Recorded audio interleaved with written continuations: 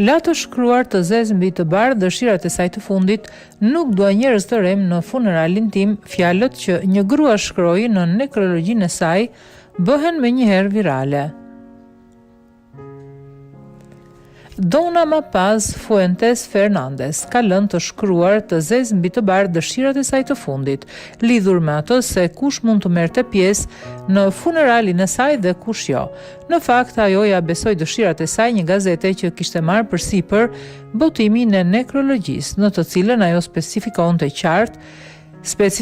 qartë personat që mund të merrnin pjesë në varrimin e saj. Në një njoftim të saj, i cili zakonisht postohet nga ata afërmit e të ndjerit për të lënë fjalë të bukura si ngushëllime për ndarjen, Dona Mapaz Fuentes Fernandez dha një konotacion kritësisht të ndryshëm. Në nekrologji ajo shkroi: "Duke ndjekur parimet e mia dhe mënyrën time të veçantë për të thënë gjërat, u organizova." Më pas, teksti i nekrologjisë vazhdon me një listë të vogël me emrat e personave që megjithse nuk kanë lidhje me të, mund të merrnin pjesë në varrimin e saj. Gruaja argumentoi vendimin e saj: "Duke qenë se familja ime ka kohë që nuk jeton më,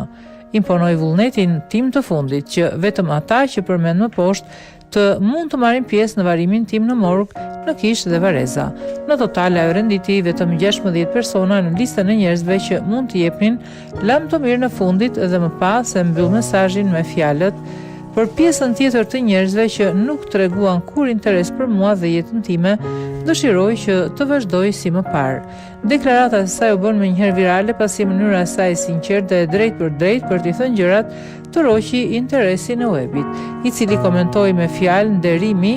nekrologjinë shkruar nga zonja. Madje disa kanë thënë se ndershmëria e saj është për t'u admiruar. Nëse të afërmit miq të njohurit e saj nuk kanë qenë pranë saj, duke mbështetur dhe inkurajuar në momentet më të vështira të jetës së saj, nuk e meritojnë të jenë pranë saj në lumturinë e fundit.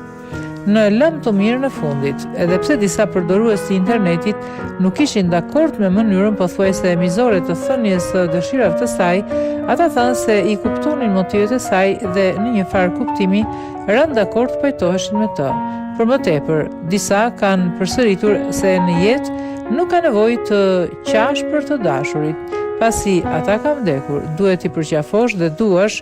kur ata janë gjallë.